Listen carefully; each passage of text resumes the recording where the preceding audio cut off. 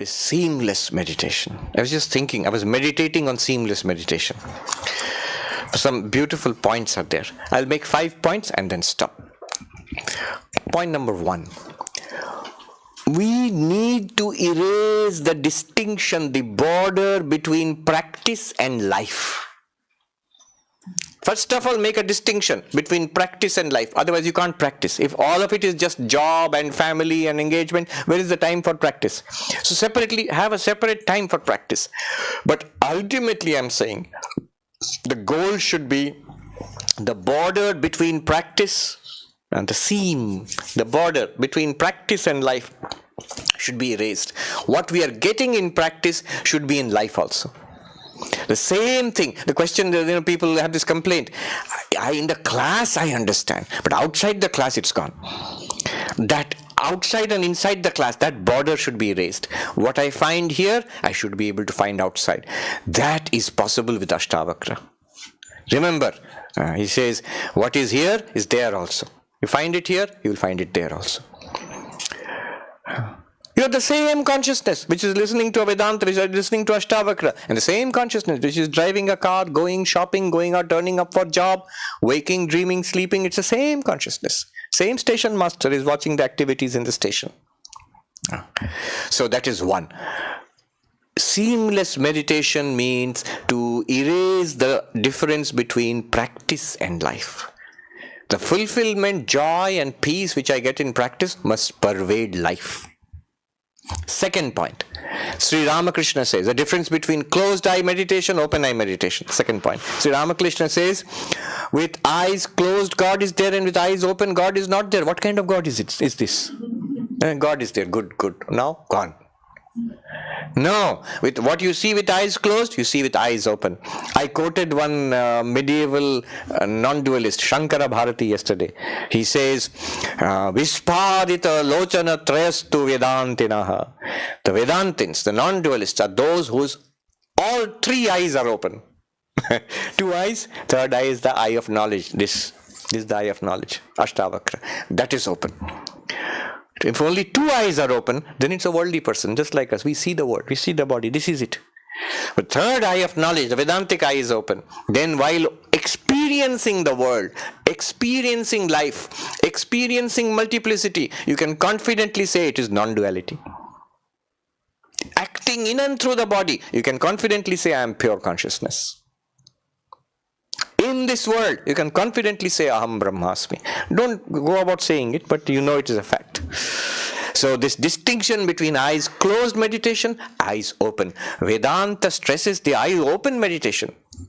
Every time before food we chant Brahmarpanam Brahmavi Brahmagno Brahmanahutam Brahmevate Nagantavyam Brahma Karma Samadhina. The context is Vedic ritualism. Fire is lit and the priests pour oblations with a wooden spoon into the fire. The fire is Brahman. The spoon with which you are pouring oblations is Brahman. The offerings you give into the fire are Brahman. The priest is Brahman. The one who sees Brahman in all actions will attain Brahman. Notice, sees Brahman in action. Not stopping action with eyes closed, with eyes open, acting in the world.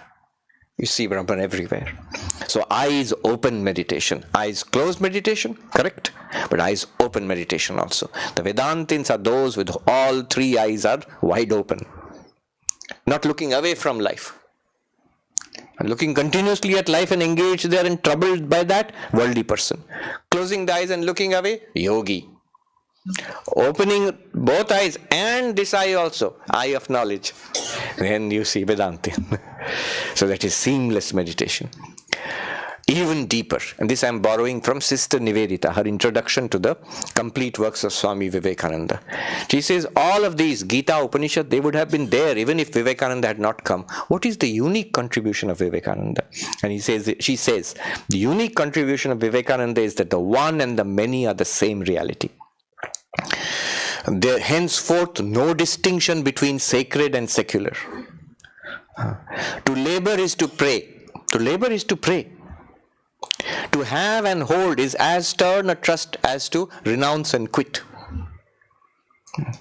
She says the school room the shop floor, the farmyard, these are as fit a meeting place between man and God as the monk or the cellar of a monk or a temple or whatever. So in all activities, can you see the divinity? And she goes further and says, our master Vivekananda had taught us that in art, science and religion are three ways of attaining the same goal. Only you need the teaching of non-dualism, Advaita, to understand that. This is an exact quote from Nivedita.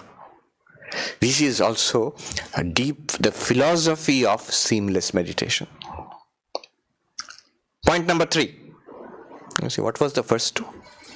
The first one was that practice and life, the border should be erased, ultimately. Second one was eyes open meditation, eyes closed meditation. Brahma Arpanam Brahma, that one. Third one is the philosophy of seeing that so sacred and the secular are one and the many are the same reality. Two further points, just implications. One is, consider the 4 yogas. If we don't have this framework that I am Brahman, it is one Brahman, the world is an appearance, non-duality, then when you practice the 4 yogas, you will feel pulled in different directions. When I do karma yoga, I will think, I used to think like that also, I am not getting time for meditation. And when I do meditation, feeling sleepy, useless, I should have done some service. Really, in our monastery, you have to get up in the morning and 4 o'clock onwards, meditation is there. It is hot and early in the morning, mosquitoes are there and meditation is not happening. You're just sitting there and driving away mosquitoes. Better if I do some service. Then they told you go and clean the temple. For 2 months, I had to clean Swami Brahmananda's temple at 4 a.m. in the morning. Scrub out all the bird droppings and sweep the courtyard in front of the temple and wipe the whole temple with wet cloth and all. And I felt this is better than my meditation. So there I'm wasting my time only. Now anyway, so in karma yoga and meditation, you feel you are pulled in different directions. In your Vedantic, I am Brahman, and devotion to God in the temple or the church, you've pulled in different directions, you feel. This is one philosophy, that's another philosophy. But this one, if you have this perspective, then all of them you can put in one philosophical outlook. In Karma Yoga, what am I doing? The same Brahman shining forth in these ways.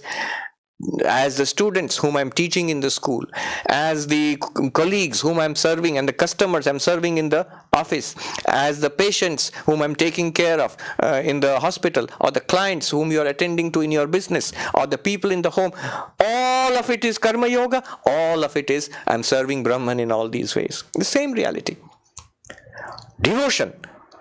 Swami Turiyananda says, Swami Vivekananda, when he said I, it meant the whole of it, I am Brahman.